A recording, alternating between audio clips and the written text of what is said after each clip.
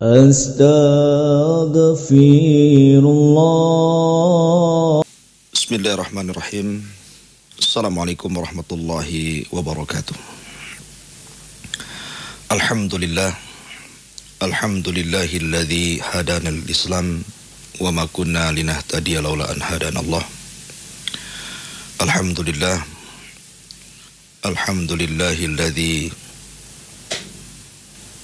nahmaduhu wa nasta'inuhu wa nastaghfiruh wa natubu ilaih.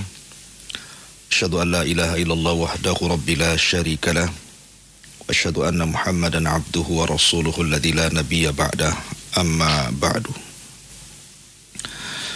Para pendengar dan para pemirsa yang dimuliakan Allah Subhanahu wa taala, alhamdulillah di pagi hari ini kita masih bisa diperjumpakan oleh Allah Azza wa Jalla walaupun lewat siaran radio.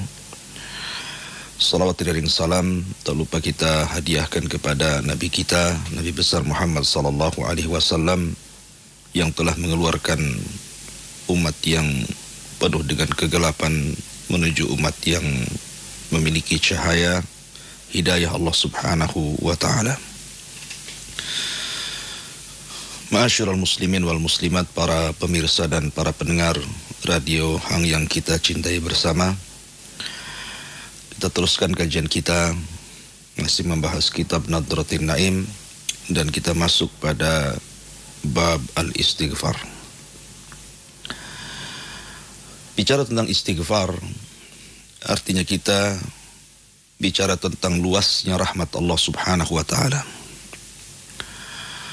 Ketika seseorang memahami bahwa betapa luasnya rahmat dan kasih sayang Allah Subhanahu wa taala, maka manusia tidak mungkin putus asa ketika dia hidup di dunia ini. Karena banyak orang-orang yang kemudian ketika jatuh kepada perbuatan dosa dan maksiat, sehingga dia merasa putus asa dan mengatakan bahwa Allah Subhanahu wa taala kayaknya tidak layak mengampuni diriku. Kenapa dia bisa bicara seperti itu? Karena dia menganggap bahwa dosanya lebih besar dibandingkan rahmatnya Allah Subhanahu wa taala. Padahal Allah Subhanahu wa taala berfirman, "Inna rahmati wasi'at ghadabi." Sesungguhnya rahmatku lebih luas dibandingkan kemurkaanku. Di zaman Bani Israel ada orang-orang yang semacam ini. Orang yang putus asa karena terlampau banyak melakukan dosa. Bahkan dikatakan orang ini sama sekali tidak pernah melakukan amal kebaikan. Asrafa ala nafsihi. Melampau kepada dirinya dan tidak pernah ingat kepada Tuhannya.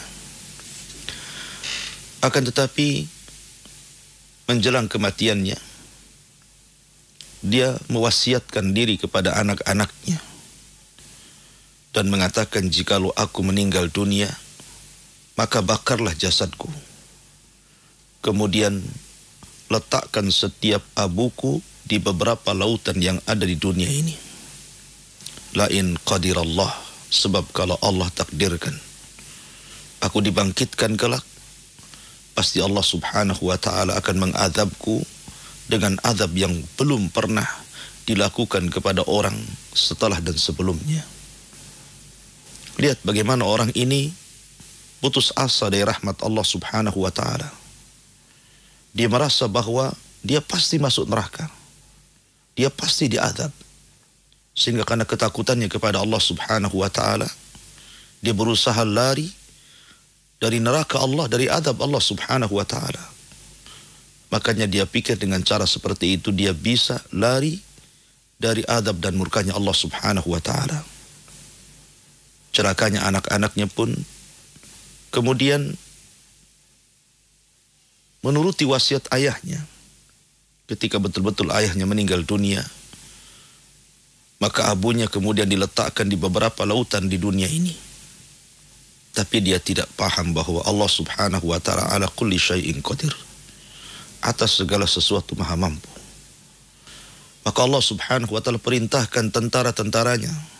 Lautan adalah bagian dari tentara Allah Subhanahu wa taala untuk mengumpulkan abu-abu yang sudah disebar di beberapa lautan. Maka dengan kuasa Allah subhanahu wa ta'ala abu itu bersatu, kemudian Allah kembalikan dan Allah ciptakan lagi orang tersebut. Kemudian Allah subhanahu wa ta'ala bertanya kepada orang tersebut, ma hamalaka ala an tasna'a hakadha? Apa yang membuatmu untuk melakukan seperti itu? Maka dia mengatakan, karena rasa takutku yang berlebihan kepadamu ya Rabb. Karena rasa takutku yang berlebihan kepadamu ya Rabb. Maka Allah subhanahu wa ta'ala memandang bahwa ketakutannya ikhlas kepadanya, maka Allah ampuni orang ini. Padahal dia tidak pernah melakukan amal saleh sedikit pun. Sehingga di dunia ini manusia wajib untuk masuk ke dalam kubangan dosa. Tidak ada manusia yang suci. Wala tuzakku anfusakum. Jangan kalian merasa suci. Tidak ada manusia pasti terjerumus kepada dosa. Kalau ada orang yang mengatakan saya tidak pernah berbuat dosa, dustakan kata-katanya. Karena manusia itu mahallul khata wan nisyan. Tempatnya orang berbuat dosa dan juga tempatnya orang lupa. Selama orang itu masih terjaga kedua matanya, maka dia pasti melakukan dosa, kecuali orang itu tertidur. Karena orang tertidur lepas akalnya. Makanya orang yang tertidur tidak dihisab oleh Allah subhanahu wa ta'ala. Tapi apabila dia terbangun, kemudian ruhnya kembali lagi ke dalam jasadnya, kemudian akalnya berfungsi lagi, maka orang ini pasti dan pasti melakukan dosa. Setiap hari kita melakukan dosa. Karena bagaimanapun lemahnya iman, kemudian kungkungan syahwat, kemudian juga pemikiran syubhat dan juga syaitan. Tidak mungkin membiarkan seseorang kecuali dia pasti melakukan dosa. Bahkan kalau satu dunia ini tidak melakukan dosa sedikit pun, niscaya Allah subhanahu wa ta'ala akan musnahkan. Dan Allah akan datangkan sebuah kaum yang mereka melakukan dosa kemudian istighfar kepada Allah subhanahu wa ta'ala. Dan Allah cinta dengan orang-orang yang beristighfar, meminta ampun kepada Allah subhanahu wa ta'ala. Karena terkadang manusia itu dalam segala hal terjerumus kepada dosa. Dalam segala hal.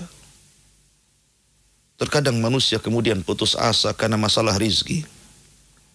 Disempitkan rizkinya. Memandang orang lain seolah-olah lebih bahagia daripada dia. Akhirnya kemudian dia pun melakukan keharaman dalam mencari rizki. Jatuh kepada kubangan dosa. Mencuri, merampok, korupsi, mengambil hak orang lain, dan begitu seterusnya. Terkadang orang kemudian diberikan musibah oleh Allah subhanahu wa ta'ala.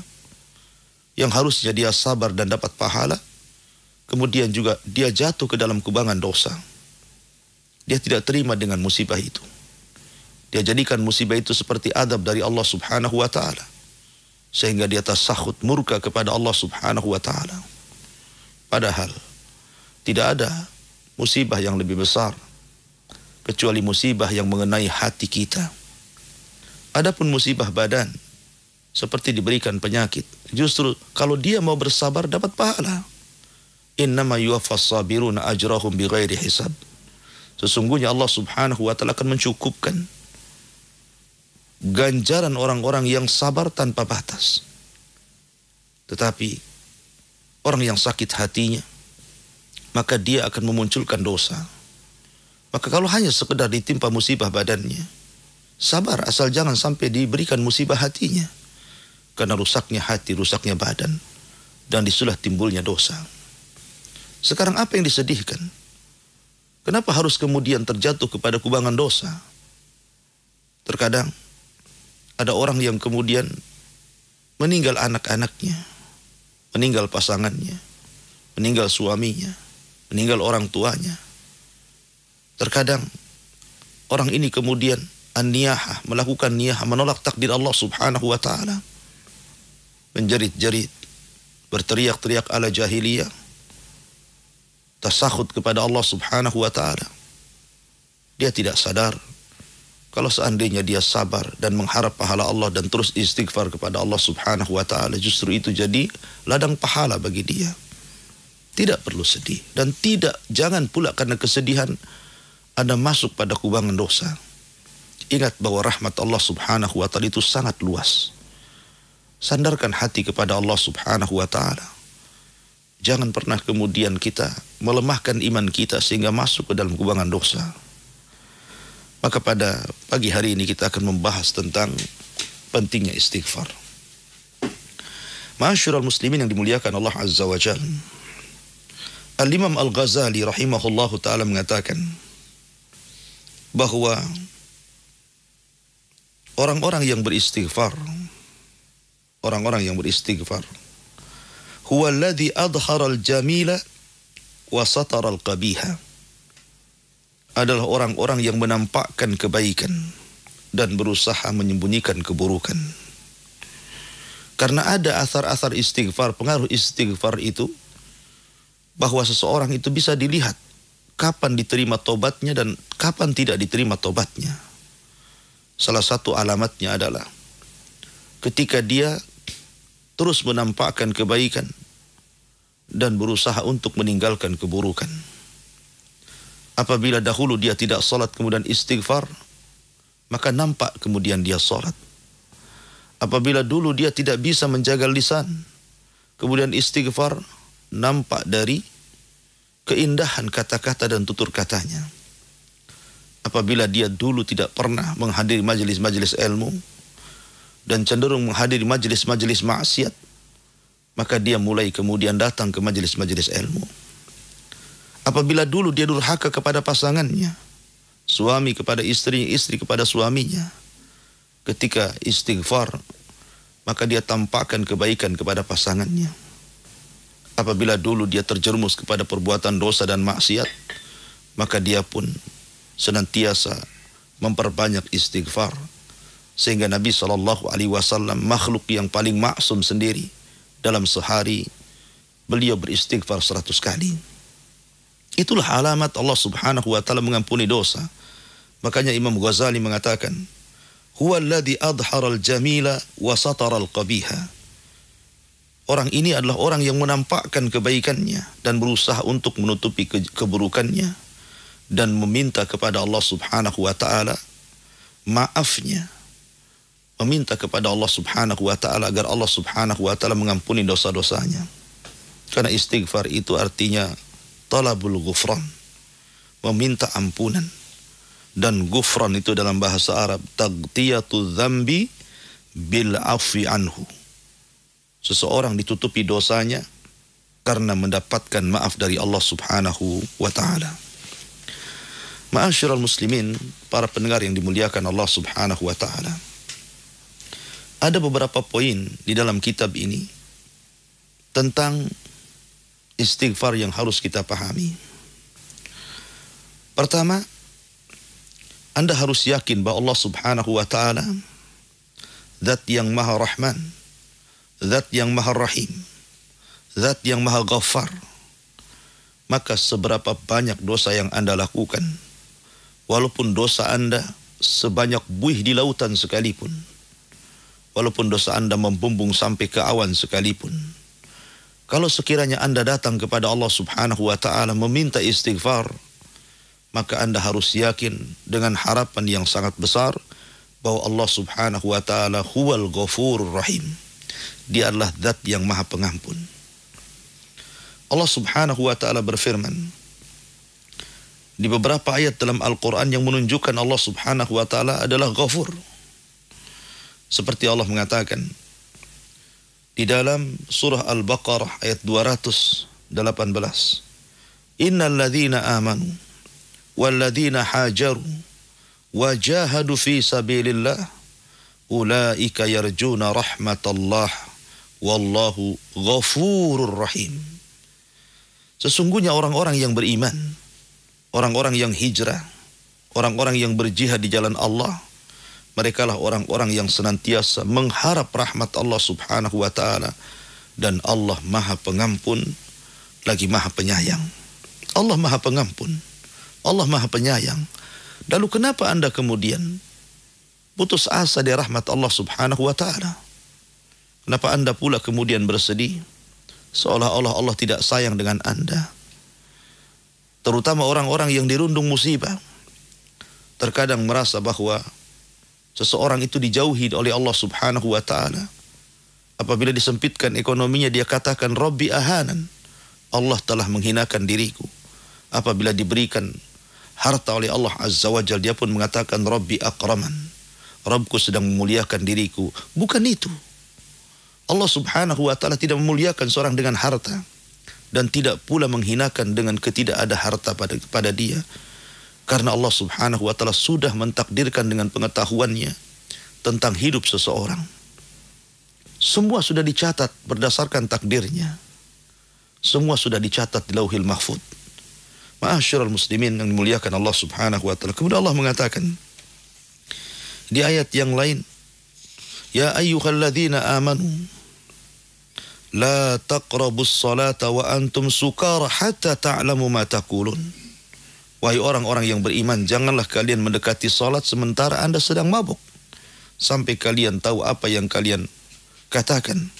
Sampai kepada ujung ayat Allah mengatakan innallaha afuwan ghafura. Sesungguhnya Allah zat yang maha pemaaf lagi maha pengampun. Kemudian juga Allah Subhanahu wa taala berfirman dalam ayat yang lain. Allah Subhanahu wa taala berfirman dalam surah Al-Maidah, ya ayyuhalladzina amanu la tas'alu an asya'in tubda lakum tasukum. Wahai orang-orang yang beriman, janganlah kalian banyak bertanya tentang sesuatu yang kalau ditampakkan jawabannya kalian akan menyesal. Kemudian di ujung ayat Allah mengatakan wallahu ghafurun halim, dan Allah zat yang maha pengampun lagi maha lembut. Banyak di dalam Al-Qur'anul Karim Allah Subhanahu wa taala katakan wa kana Allah afuwan rahima, dan Allah maha pemaaf lagi maha penyayang. Ataupun kana ghafurur rahima, Allah maha ghafur dan maha penyayang. Annallaha ghafurur rahim. Banyak sekali kalimat-kalimat seperti ini untuk menunjukkan bahwa Allah Subhanahu wa taala adalah zat yang senantiasa akan memberikan ampunan. Sekali lagi saya katakan, seberapalah besar dosa Anda, kalau Anda menghadap kepada Allah Subhanahu wa taala, catatannya satu, jangan pernah melakukan kesyirikan. Ketika Anda tidak datang dengan kesyirikan kepada Allah Subhanahu wa taala, maka pasti Allah Subhanahu wa taala akan mengampuni dosa-dosa kita. Kemudian yang kedua, kita diperintahkan Allah Subhanahu wa taala untuk beristighfar. Istighfar ini adalah perintah Allah Subhanahu wa taala. Allah berfirman di dalam surah Ali Imran, wasari'u ila maghfiratin min rabbikum wa jannatin arduhas samawati wal ardu uiddat lil muttaqin. Bersegeralah kalian, kata Allah, meminta ampunan Allah Subhanahu wa taala, meminta ampunan dari Rabb kalian, karena surga yang luasnya selangit dan sebumi itu diperuntukkan untuk orang-orang yang bertakwa. Jadi istighfarlah perintah Allah Subhanahu wa taala. Allah yang perintahkan kita.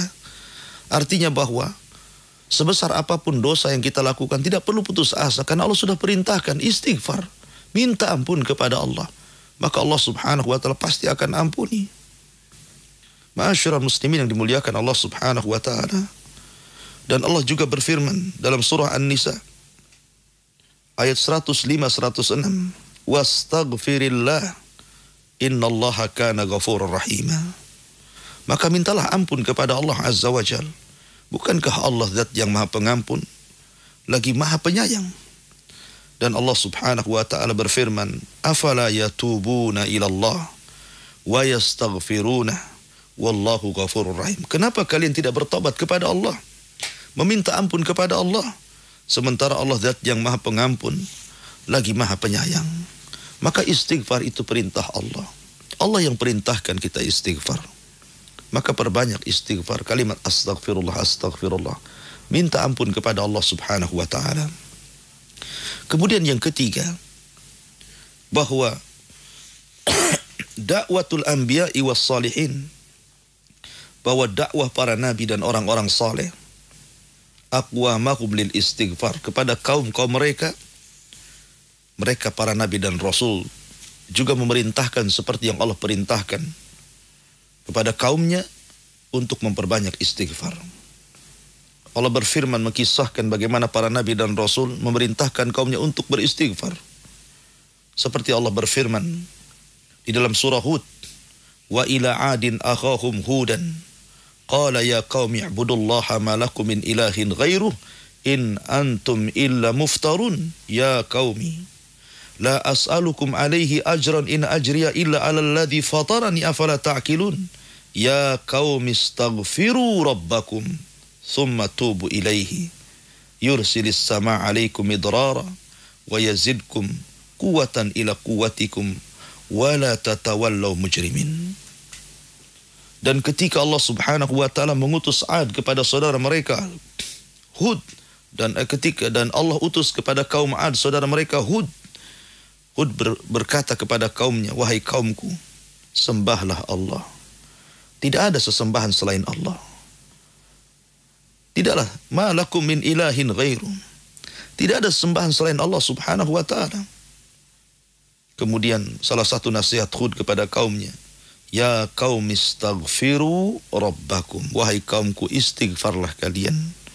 Mintalah kalian ampun kepada Allah Subhanahu wa taala. Dan juga Allah Subhanahu wa taala mengkisahkan tentang kisah Nabi Allah Saleh.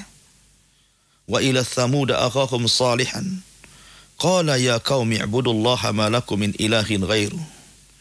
Kemudian di ujung ayat Allah mengatakan fastaghfiruhu thumma tubu ilaihi. Dan ketika kaum Thamud diutus kepada mereka Nabi Saleh, kemudian Nabi Saleh mengatakan, wahai kaumku, sembahlah Allah. Tidak ada sembahan yang berhak disembah kecuali Dia. Kemudian salah satu nasihatnya fastaghfiruhu thumma tubu ilaihi. Mintalah kalian ampun kepada Allah dan bertobatlah kepada Allah Subhanahu wa taala. Jadi termasuk Nabi SAW memerintahkan kita untuk memperbanyak istighfar di beberapa hadis yang nanti kita akan sebutkan. Kemudian yang keempat, bahwa istighfar itu adalah sifatnya para nabi, sifatnya orang-orang saleh. Allah Subhanahu wa taala berfirman, amanar rasul bima unzila ilaihi min rabbih wal mu'minun kullun amana billahi wa malaikatihi wa kutubihi wa rusulihi la nufarriqu baina ahadin min rusuli wa qalu sami'na wa ata'na ghufranaka rabbana wa ilaikal masir. Lihat di sini Allah mengatakan Rasul telah beriman dengan apa yang diturunkan kepadanya dari Rabbnya, dan juga orang-orang yang beriman. Semua beriman kepada Allah, kepada para malaikat Allah, kepada kitab-kitab Allah, kepada rasul-rasul Allah, tanpa kita membeda-bedakan salah satu dari para utusan Allah Subhanahu wa taala. Dan mereka para rasul senantiasa mengatakan sami'na wa ata'na, kami dengar dan kami taat. Ghufranaka rabbana, ya Allah ampunilah dosa-dosa kami. Wa ilaikal masir, dan hanya kepadamu ya Allah tempat kembali kami. Begitulah ucapan para nabi. Karena istighfar termasuk sifat para nabi dan sifatnya orang-orang saleh. Bahkan dalam ayat yang lain Allah mengatakan Rabbana atina, Rabbana innana sami'na munadiya yunadi lil iman an aminu bi rabbikum fa'amanna Rabbana faghfir lana. Rabbana faghfir lana. Allah mensifati sifat orang-orang saleh, di mana orang-orang saleh akan senantiasa berdoa kepada Allah Subhanahu wa taala, Rabbana faghfir lana dhunubana wa kaffir 'anna sayyi'atina wa tawaffana ma'al abrar. Ya Rabb, ampunilah dosa-dosa kami, hilangkanlah keburukan-keburukan kami, dan wafatkan kami bersama orang-orang yang baik. Kemudian kita lihat bagaimana Adam alaihi salatu wassalam ketika dia melakukan dosa, ketika dia melanggar larangan Allah Subhanahu wa taala dan Allah lupakan dari larangan itu. Kemudian Allah Subhanahu wa taala firmankan, "Wa ya Adam uskun anta wa zawjukal jannah wa kula min haitsu syi'tum wa la taqrabu hadhihi asy-syajarah fatakuna minadh dhalimin." Wahai Adam, tinggallah engkau dan istrimu di surga. Makanlah sesuka kamu dari semua makanan surga, tapi jangan engkau dekat-dekat dengan pohon ini karena engkau akan menjadi orang zalim. Tetapi kemudian syaitan memberikan was-was kepada Adam. Akhirnya Adam melakukan maksiat di surga dengan melanggar larangan Allah Subhanahu wa taala. Akhirnya dengan izin Allah, dengan takdir yang sudah Allah kehendaki hikmahnya, Adam pun kemudian diusir dari surga. Ketika sampai di dunia, apa yang diucapkan Adam? Pertama kali kalimat yang diajarkan di bumi, yang diucapkan Adam alaihi salatu wassalam, Rabbana zalamna anfusana wa illam taghfir lana wa tarhamna lanakunanna minal khasirin. Ya Rabb kami, sungguh kami telah mendolimi diri-diri kami. Kalau engkau tidak mengampuni dosa-dosa kami, tentu kami akan menjadi orang-orang yang merugi. Inilah yang diucapkan Adam dan Hawa ketika berada di bumi setelah pasca pengusiran dia dari sorga. Dan Allah Subhanahu wa ta'ala mengampuni dosa Adam dan dosa seluruh umat Adam yang beristighfar kepada Allah. Jadi istighfar adalah sifatnya para nabi, sifatnya orang-orang saleh. Maka kalau kita ingin disifati orang-orang saleh, orang-orang yang baik, maka perbanyaklah istighfar. Kemudian istighfar yang kelima, al-istighfaru yakunu li nafsi walil ghairi. Istighfar juga berlaku baik untuk diri kita sendiri atau untuk orang lain. Maka selain kita meminta ampun kepada Allah Subhanahu wa ta'ala, mintakan juga ampun untuk orang lain, terutama untuk orang-orang terdekat dan yang kita cintai seperti orang tua. Apalagi dia sudah meninggal dan kita tahu dia seorang muslim atau muslimah, maka beristighfarlah kepada Allah Subhanahu wa ta'ala, mintakan ampun. Sebab seluruh para nabi, mereka mengajarkan bagaimana memintakan ampun kepada Allah Subhanahu wa ta'ala akan dosa-dosa orang tuanya. Hatta Ibrahim sekalipun, yang sudah jelas-jelas orang tuanya pemahat patung, penyembah patung, penjual patung, yang menyuruhkan umatnya untuk menyembah patung, tetapi tetap Ibrahim alaihi salatu wassalam mengatakan, sa'astaghfiru laka rabbi, saya akan memintakan ampun akan dosa-dosamu kepada Rabbku. Tetapi ketika sudah jelas-jelas bapaknya melakukan kesyirikan, maka Allah Subhanahu wa ta'ala tidak mengampuni dosanya. Tapi Ibrahim berusaha meminta kepada Allah Azza wa Jal karena sayangnya kepada bapaknya. Bayangkan, padahal dialah yang telah melemparkan Ibrahim ke dalam api. Tetapi ketika keluar dari api, Ibrahim tidak dendam dengan ayahnya dan mengatakan, saya tetap akan memintakan ampun kepada Allah akan dosa-dosamu. Tapi ketika sudah tidak lagi bisa diterima tobatnya karena kesyirikannya, maka barulah tahu bahwa orang-orang musyrik tidak mungkin diterima tobatnya. Ma'asyiral muslimin, bahkan Nabi Yusuf alaihi salatu wassalam ketika didolimi oleh keluarganya, oleh saudara-saudaranya, dimasukkan ke dalam sumur, kemudian diambil oleh para pedagang, kemudian dijual dan menjadi budak. Kemudian setelah Allah takdirkan dia sukses dengan jauhnya dia dari keluarga dan saudara-saudaranya karena takdir Allah Azza wa Jalla. Ketika terjadi paceklik hebat, akhirnya saudara-saudaranya pun meminta belas kasihan kepada Yusuf alaihi salatu wassalam. Yusuf tidak pernah mengungkit apa yang telah diperbuat saudaranya kepada dia. Bahkan Allah katakan, qala la tathriba alaikumul yaum. Maka Yusuf mengatakan, sudah tidak ada celaan lagi antara aku dengan kalian pada hari ini.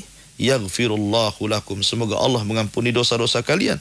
Wa huwa arhamur rahimin, karena dia zat yang maha pengasih di antara para pengasih. Ma'asyiral muslimin yang dimuliakan Allah Azza wa Jalla. Kemudian juga Allah Subhanahu wa ta'ala ketika menceritakan tentang Nuh alaihi salatu wassalam, wa qala Nuhu rabbi la tadar alal ardi minal kafirina dayyara. Ketika Nuh murka kepada Allah, kepada kaumnya, kemudian berdoa kepada Allah, berkatalah Nuh, ya Allah, ya Rabb, jangan kau biarkan satu nafas pun tinggal di permukaan bumi dari orang-orang kafir, melainkan kau hancurkan. Kemudian, innaka intadarhum yudhillu ibadaka wa la yalidu illa fajiran kafara. Sebab kalau kau tinggalkan satu jiwa saja hidup di permukaan bumi, maka mereka pasti akan menyesatkan hamba-hambamu dan tidak mungkin melahirkan dari mereka kecuali orang-orang yang fajir dan kafir. Kemudian Nuh pun mengatakan Rabbighfirli wali walidayya waliman dakhala baitiya mu'minan walil mu'minin wal mu'minati wala tazididz zalimina illa tabara. Ya Allah, ampunilah dosa-dosaku, dosa kedua orang tuaku, dan bagi orang yang masuk ke rumahku dari kalangan orang-orang yang beriman, baik dia laki-laki ataupun perempuan. Jadi anjuran kita juga untuk mendoakan orang lain, memintakan istighfar untuk orang lain, terutama orang tua kita, kerabat kita, saudara-saudara kita.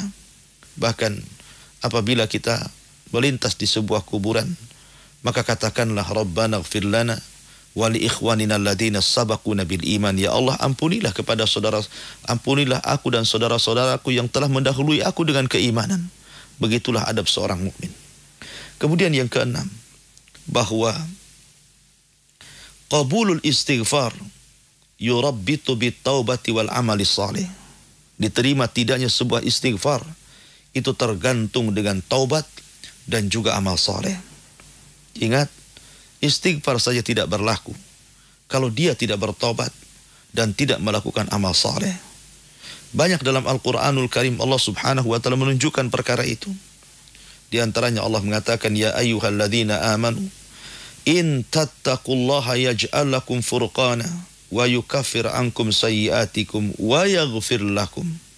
Wahai orang-orang yang beriman, jika kalian bertakwa kepada Allah, beramal soleh, maka Allah subhanahu wa ta'ala akan jadikan furqan kepada kalian, dan Allah akan hapuskan keburukan kalian, dan Allah akan ampuni dosa-dosa kalian. Berarti syarat diampuni dosa, syarat dihapuskan keburukan adalah takwa. Dan takwa itu mencakup taubat dan juga amal saleh. Ma'asyiral muslimin yang dimuliakan Allah Azza wa Jalla. Kemudian Allah juga mengatakan kepada nabinya, Ya ayyuhan nabi, qul li azwajika wa banatika wa nisa'il mu'minin yudnina 'alaihinna min jalabibihin dzalika adna an yu'rafna fala yu'dzaina wa kana Allahu ghafurur rahim. Wahai nabi, katakan kepada istrimu, kepada anak wanitamu, kepada wanita-wanita kaum mukminin, hendaklah mereka melembrehkan jilbab-jilbab mereka, karena itu lebih mudah untuk dikenali dan tidak mudah disakiti, dan Allah sesungguhnya Maha Pengampun lagi Maha Penyayang. Lihat, Allah Subhanahu wa taala mendahulukan perintah berjilbab. Kemudian di ujung ayat Allah Subhanahu wa taala katakan wa kana Allahu ghafurur rahim, menunjukkan bahwa istighfar, tanda diterima istighfar adalah dengan menampakkan taubat dan juga amal saleh.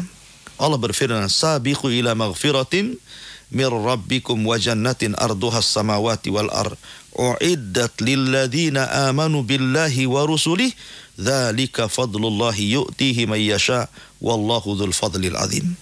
Bersegeralah kalian beristighfar kepada Rabb kalian, karena sorga yang luasnya selangit dan sebumi diperuntukkan untuk orang-orang yang beriman kepada Allah dan Rasulnya. Ini juga menunjukkan bahwa diterima istighfar itu terkait dengan amal saleh dan juga taubat. Kemudian yang ketujuh, Allah Subhanahu wa taala, poin yang ketujuh adalah al-istighfarul maqbul yurabbitu bi masyiatillah. Ingat bahwa istighfar yang diterima juga terkait dengan kehendak Allah Subhanahu wa taala. Terkait dengan kehendak Allah. Karena istighfar diterima tidaknya taubat itu dikaitkan dengan kehendak Allah Subhanahu wa taala, maka mintalah terus. Mintalah terus. Karena ada orang-orang yang kemudian zahirnya melakukan amal saleh, tapi Allah Subhanahu wa taala tidak kehendaki diterima amalnya, kecuali Allah masukkan ke dalam neraka. Ketika di zaman Bani Israel, ada dua orang yang bersaudara, satu soleh, satu fasik. Tentu yang soleh pasti sering beristighfar, yang fasik pasti sering melakukan perbuatan dosa, dan ini sesuatu yang kontras. Setiap hari orang yang soleh menasihati orang yang fasik ini, sampai pada waktunya kalimatnya menjadikan murka, menjadikan membalik dunia kepadanya. Dia mengatakan, kalau engkau tidak bertobat dari kefasikanmu, la yastaghfirullahu lak, Allah tidak akan mengampuni dosamu. Lihat, dia melintasi takdir Allah Azza wa Jalla. Tetapi Allah berkehendak lain. rupanya yang ahli maksiat Allah masukkan ke dalam sorga, yang mengatakan Allah tidak akan mengampuni dosamu, justru dia masuk ke dalam neraka. Lihat, di sini menunjukkan bahwa istighfar itu terkait dengan kehendak Allah Subhanahu wa taala. Maka mintalah terus istiqomahlah dengan istighfar, dengan taubat dan amal saleh. Kemudian juga diterima istighfar itu terkait dengan keimanan dan ketakwaan. Qabulul istighfari yakunu lil mu'minina wal muttaqin. Bahwa diterima istighfar itu terkait dengan keimanan yang bersumber dari orang-orang yang beriman dan ketakwaan yang bersumber dari orang-orang yang bertakwa. Wa'adallahu alladhina amanu wa 'amilus shalihat lahum maghfiratun wa ajrun 'azim. Allah sudah menjanjikan kepada orang yang beriman, kepada orang yang beramal saleh, bahwa mereka akan diberikan ampunan dan pahala yang besar.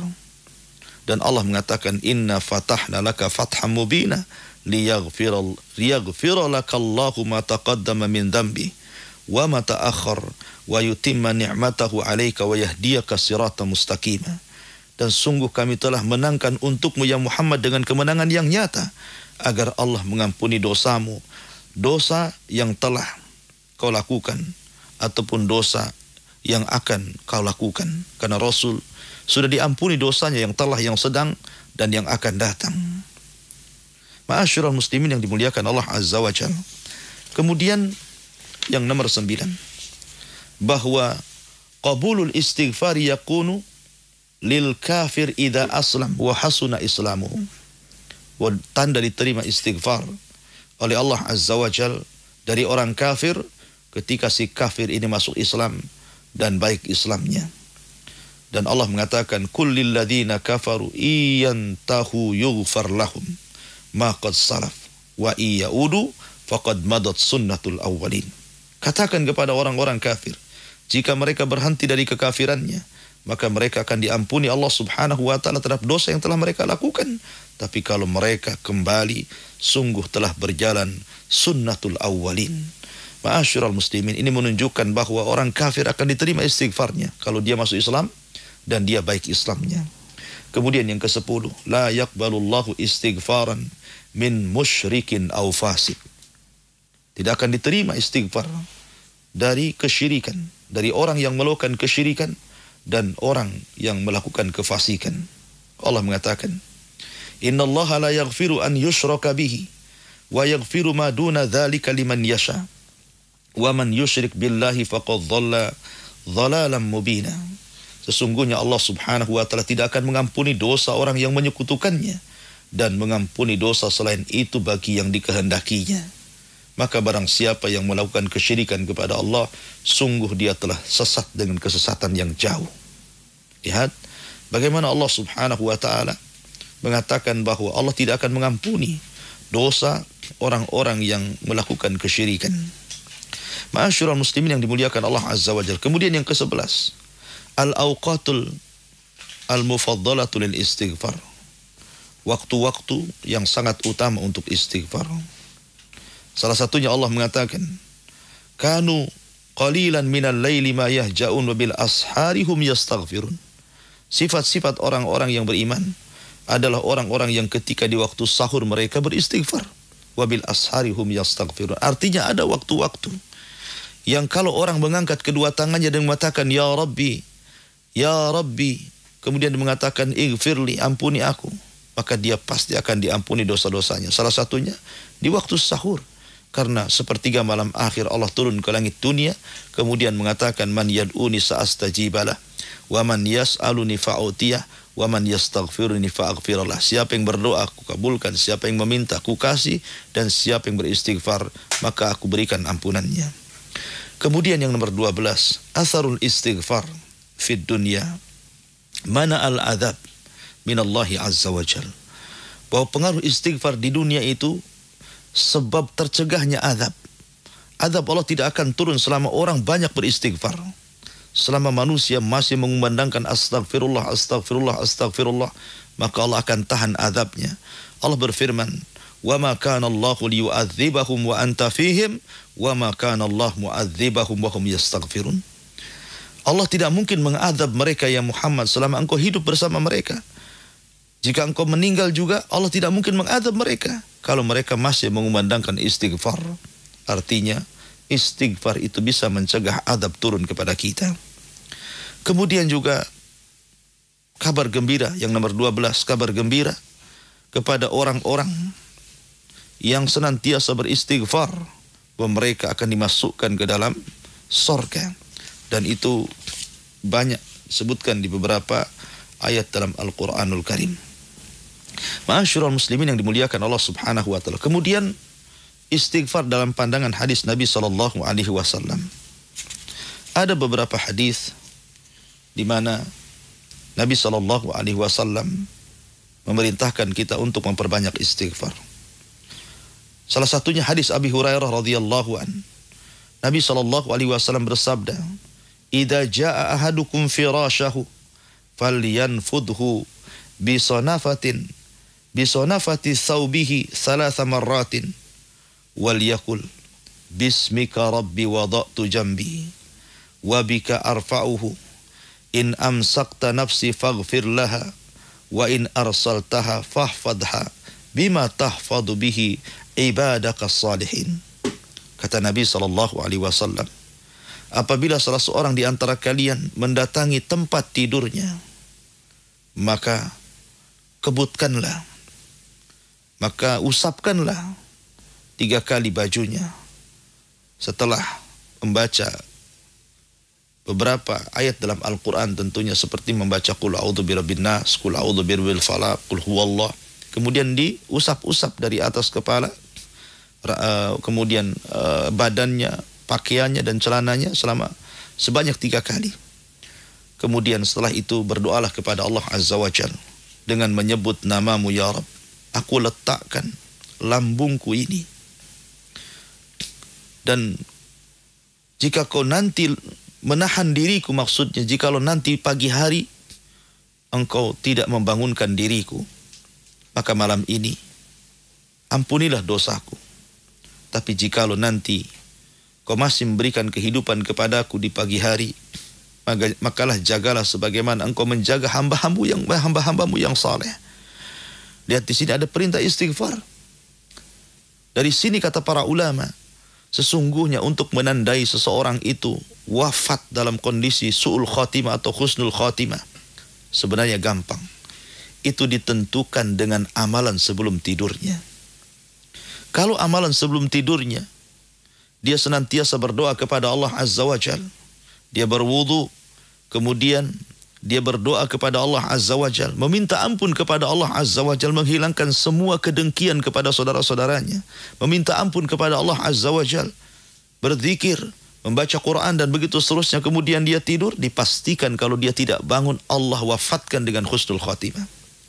Tapi kalau seandainya sebelum tidurnya dia bermaksiat kepada Allah Azza wa Jalla, sebelum tidurnya dia melakukan dosa, kemudian dia tidur tanpa istighfar, tidur tanpa doa, tidur tanpa ibadah, maka dipastikan kalau dia bangun su'ul khatimah.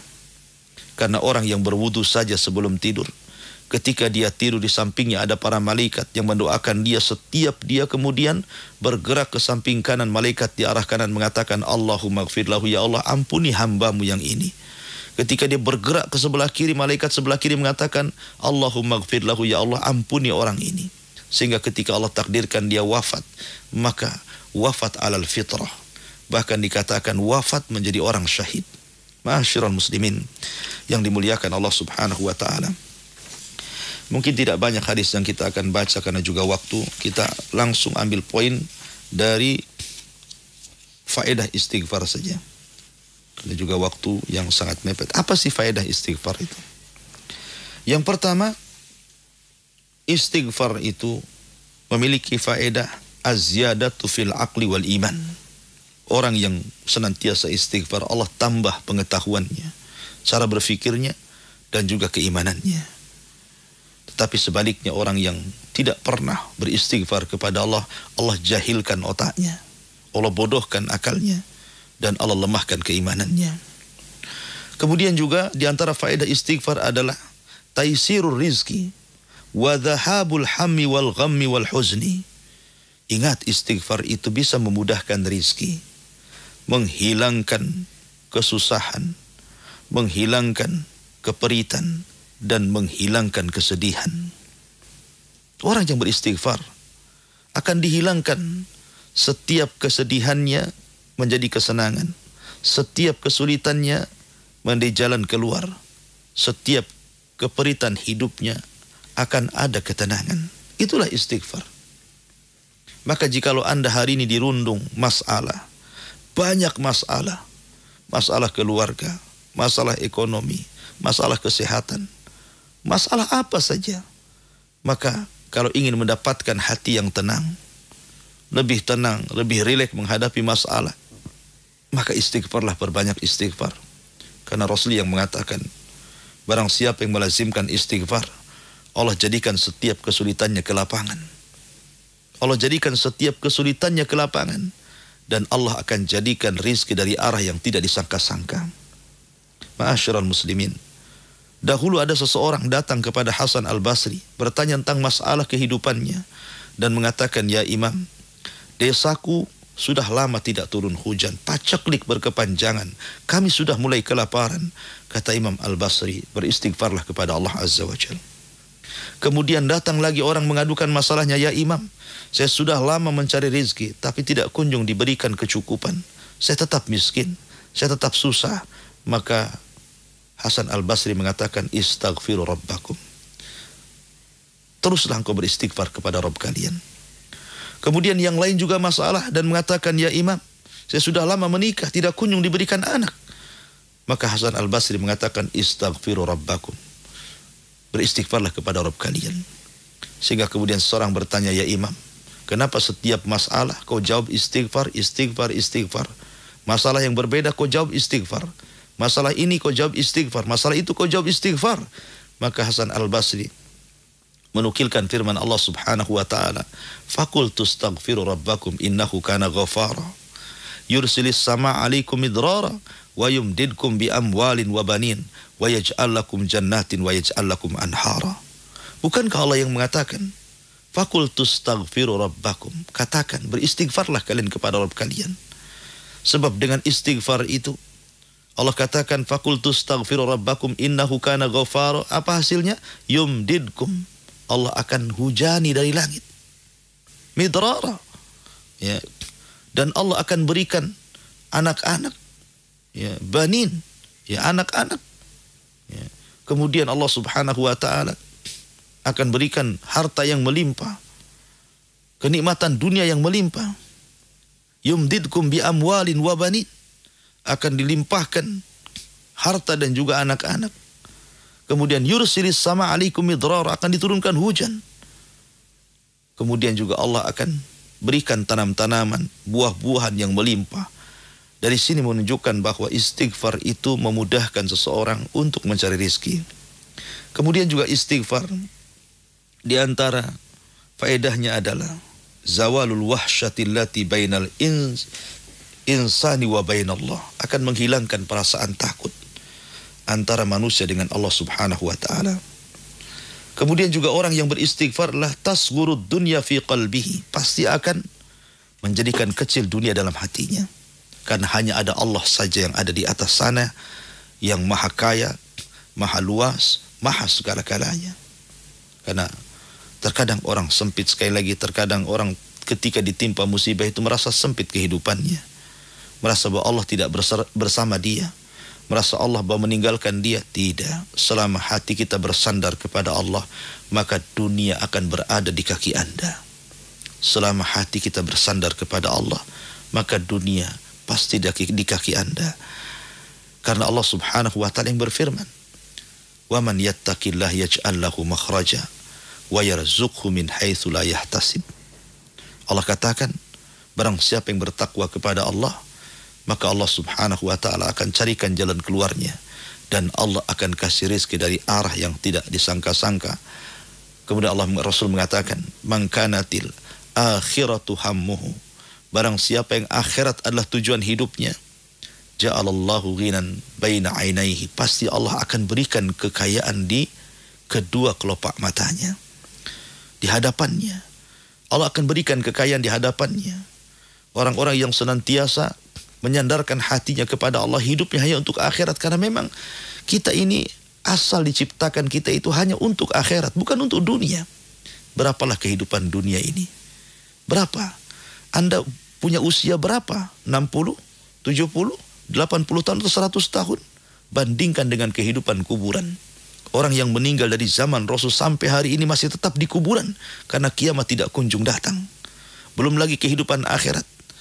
Berapalah kehidupan dunia? Pendek sekali, tapi menentukan kehidupan akhirat yang sangat panjang dan teramat panjang.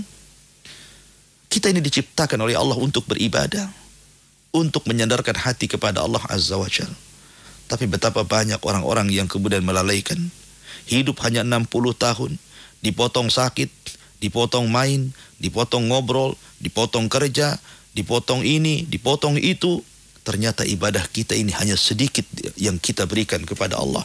Maka dengan yang sedikit inilah, bantu dengan istighfar, meminta ampun kepada Allah Subhanahu wa ta'ala. Kemudian istighfar juga husulu mahabbatillahi lahu, akan mendapatkan kecintaan Allah kepadanya. Ingat, kalau Allah sudah cinta kepada kita, apapun yang kita minta pasti diberinya. Dan itu dengan cara istighfar. Kemudian istighfar juga yajidu halawatal iman wa ta'ah, akan mendapatkan manisnya iman dan ketaatan. Kemudian juga du'a'u hamalati arsy rabb du'a'u hamalati arsy rabbinal karim lahu. Dan orang yang memperbanyak istighfar akan mendapatkan doa dari para malaikat pemikul aras Rabb kita bagi orang-orang yang senantiasa beristighfar berdasarkan hadis Nabi SAW. Kemudian istighfar juga yakunu sababan fi in'amillahi azza wa jal alal mustaghfirina birrizki minal amwali wal banin. Istighfar juga menjadikan sebab orang mendapatkan nikmat dengan diperbanyak harta dan keturunan. Dan juga yang terakhir, idza kana yaumul qiyamah kana an-nasu fil harri wal araqi wa huwa fi dhillil arsy. Apabila nanti pada hari kiamat manusia berada dalam kondisi panas dan keringat yang bercucuran karena matahari didekatkan di atas kepala 1 mil. Tetapi orang-orang yang beristighfar, mereka akan mendapatkan naungan arsy Allah Subhanahu wa ta'ala. Ini di antara faedah istighfar yang saya ringkas dari kitab Nadratin Naim. Wallahu a'lam bishawab. Saya kembalikan kepada moderator, fal yatafaddal mashkura. Jazakallah khair Ustaz atas materi yang sudah disampaikan di kesempatan yang berbahagia ini. Pembahasan kitab Nadratun Naim pada bab istighfar. Banyak sekali manfaat yang bisa kita peroleh dari apa yang telah disampaikan oleh Al-Ustaz. Baik, pendengar dan pemirsa kaum muslimin dan muslimat dimanapun Anda berada di seluruh dunia, dipersilahkan untuk Anda yang ingin bertanya, Anda bisa menghubungi kami secara langsung atau juga bisa mengirimkan pertanyaan Anda melalui SMS dan WhatsApp.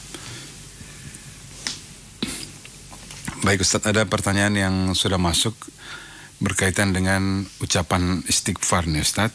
Dari Agung di Surabaya. Assalamualaikum Ustaz, mohon pencerahannya, mana yang benar di antara dua kalimat ini, yaitu apakah kita hanya cukup mengucapkan astagfirullah atau kita harus tambahkan lagi astagfirullahalazim? Mohon pencerahannya Ustaz. Iya. Alhamdulillah. Astaghfirullah atau astaghfirullahaladzim ini sama saja. Seperti subhana rabbiyal a'la dengan subhana rabbiyal a'la wa bihamdi. Cuman astaghfirullah kan lebih singkat dibandingkan astaghfirullahaladzim. Ya. Karena al-azim itu meletakkan sifat bagi Allah. Intinya kita beristighfar kepada Allah. Ketika diletakkan kalimat al-azim artinya disandarkan sifat kepada Allah yang maha mulia. Jadi dua-duanya benar, cuman yang satu singkat astagfirullah, yang satu agak panjang sedikit karena disandarkan sifat Allah atau nama Allah al-azim kepada Allah Subhanahu wa ta'ala. Intinya bahwa mau pendek mau panjang, yang penting perbanyak istighfar.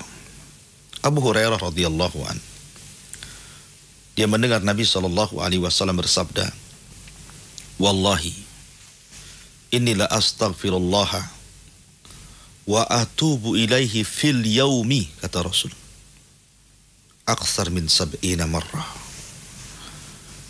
Demi Allah, sesungguhnya aku meminta kepada Allah ampunan, kata Rasulullah, dan aku bertobat kepada Allah dalam satu hari tidak kurang dari 70 kali. Itu Rasulullah. Dalam riwayat 100 kali. Nabi yang sudah diampuni dosanya, yang telah, yang sedang, bahkan yang akan datang saja, dia tetap mengharap rahmat Allah Azza wa Jalla, kasih sayang Allah dengan memperbanyak istighfar. Apalagi kita, siapalah kita dengan Nabi. Maka inti dalam istighfar itu mengucapkan astagfirullah, mau panjang mau pendek sama saja. Intinya kita meminta ampunan kepada Allah dan memperbanyak kalimat astagfirullah, astagfirullah, astagfirullah. Karena dengan sebab itulah rahmat Allah akan turun kepada kita. Wallahu a'lam. Jazakallah Ustaz atas jawabannya. Demikian untuk penanya Agung di Surabaya. Baik Ustaz, pertanyaan terakhir untuk berkah pagi kali ini Ustaz, dari Ibu Mariam di Singapura. Ustaz, bagaimana jika seseorang yang dulu berbuat dosa dan sudah bertobat, sering beristighfar dan berusaha hidup di jalan yang diridhai oleh Allah Subhanahu wa taala, akan tetapi masih sering teringat akan dosa-dosanya dulu. Bagaimana tips agar ia melupakan dosanya? Dan Masya Allah, rupanya 2 pertanyaan ini Ustaz. Yang terakhir, bagaimana sikap seorang muslim dalam menyikapi musibah virus saat ini Ustaz ya? Virus corona. Iya. Ya, alhamdulillah. Harus dipahami bahwa seseorang diingatkan dosa itu bagus. Orang ingat dosa itu bagus supaya dia tidak melakukannya kembali. Karena di antara perkataan Fudail rahimahullahu ta'ala, beliau mengatakan istighfarun bila iqla'in taubatul kadzabin. Istighfar tanpa adanya melepaskan diri dari setiap kemaksiatannya adalah taubatnya para pendusta. Tobatnya para pendusta. Dia istighfar tapi masih melakukan maksiat. Dia istighfar tapi berzina. Dia istighfar tapi minum khamr. Dia istighfar tapi melakukan kesyirikan, melakukan bid'ah, melakukan maksiat, menentang Allah dan Rasulnya. Tapi dia istighfar. Percuma istighfarnya.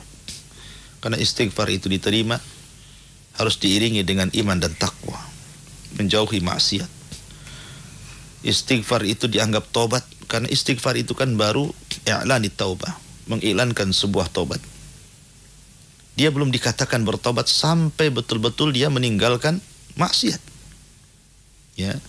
Kemudian dia menyesal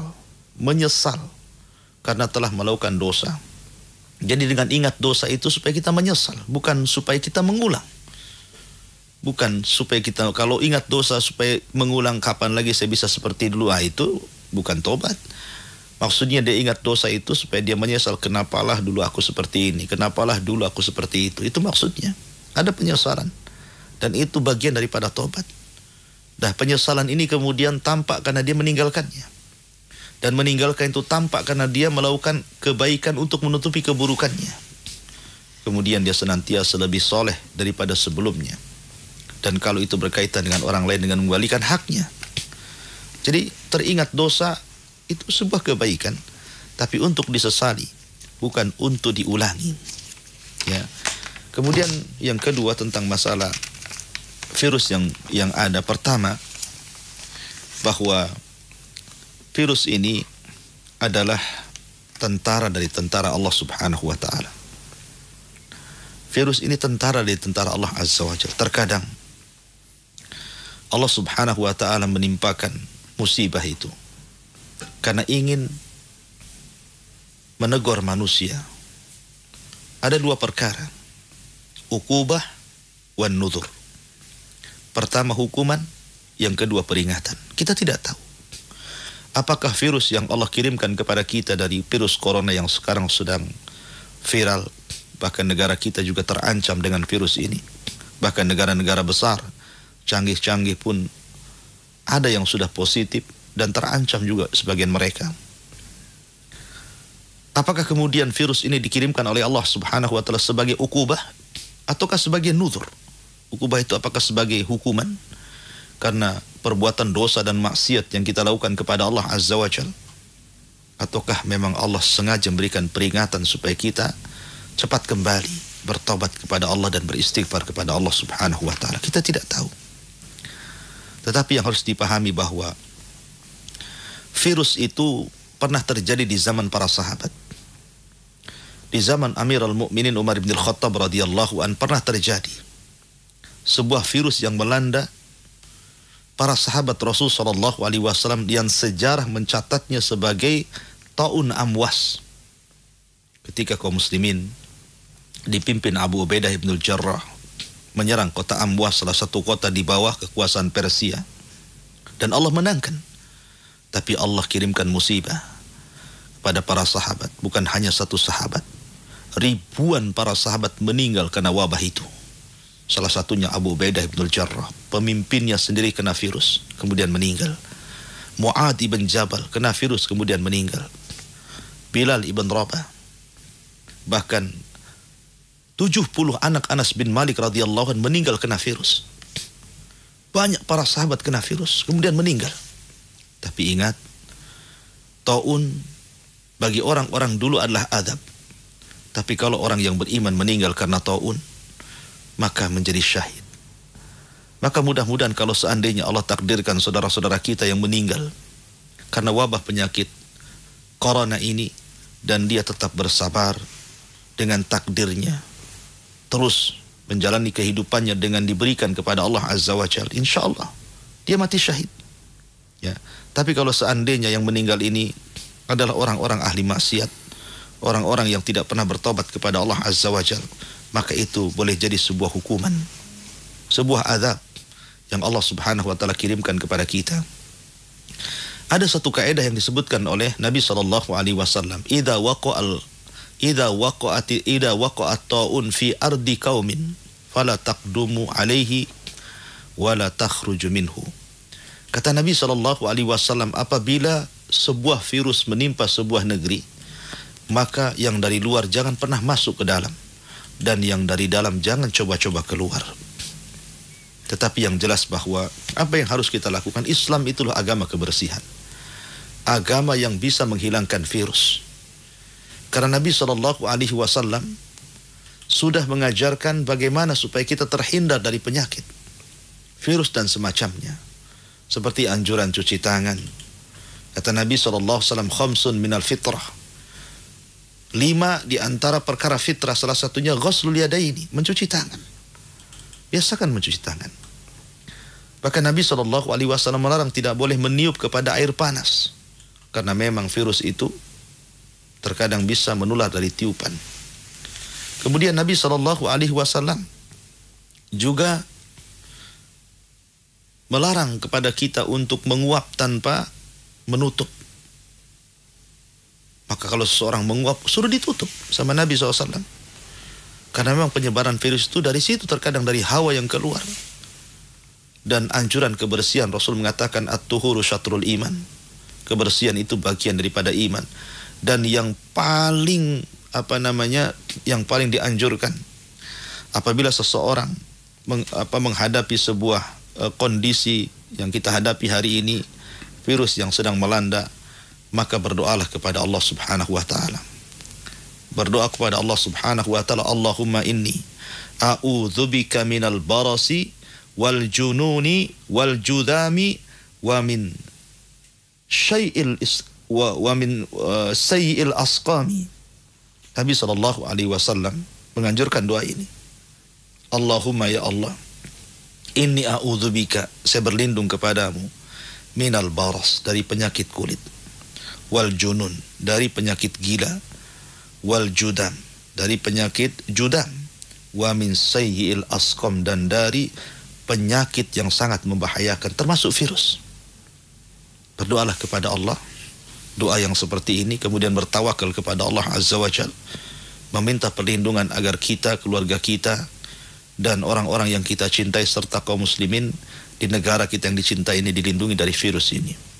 Dan kalau seandainya memang virus ini sudah berlaku dan ada, maka kita hanya memohon mudah-mudahan pemerintah kita bisa cepat tanggap gitu kan, supaya tidak mudah menyebar kepada yang lainnya. Dan kita selaku orang yang beriman berdoa kepada Allah Azza wa Jalla agar Allah Subhanahu wa taala mengangkat virus ini, dan kita sendiri berusaha untuk menjaga kebersihan sebagaimana yang sudah diajarkan di dalam Islam Karim. Kemudian jauhi perkara-perkara yang diharamkan Allah Azza wa Jalla. Karena yang saya dengar, yang saya ketahui bahwa virus ini berasal dari binatang yang dimakan. Dan binatang itu tidak dihalalkan. Begitulah, sesuatu yang haram pasti ada madaratnya, sesuatu yang halal pasti ada manfaatnya. Maka ikuti perintah Allah, jauhi larangan Allah, nikmati yang dihalalkan saja, jauhi yang diharamkan Allah Azza wa Jalla. InsyaAllah kita akan bahagia. Wallahu a'lam bishawab.